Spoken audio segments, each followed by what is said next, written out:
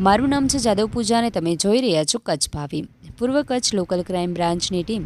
કંડલા ભારાપર વિસ્તારમાં પેટ્રોલિંગમાં તે દરમિયાન બાતમી મળેલ કે ગાંધીધામ તાલુકાના ભારાપર ગામની સીમમાં આવેલ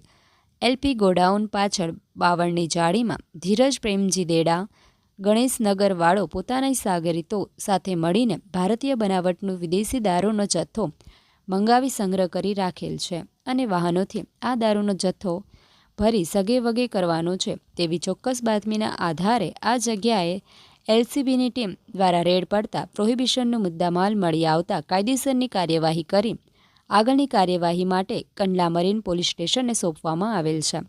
મળી આવેલ જથ્થો 750 mlની અલગ અલગ બ્રાન્ડની બોટલો નંગ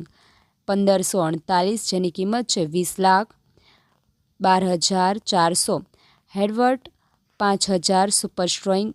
સુપર સ્ટ્રોંગ બિયર નંગ 1032 કિંમત 2,27,040, કુલ મુદ્દામાલની કિંમત 22,39,440।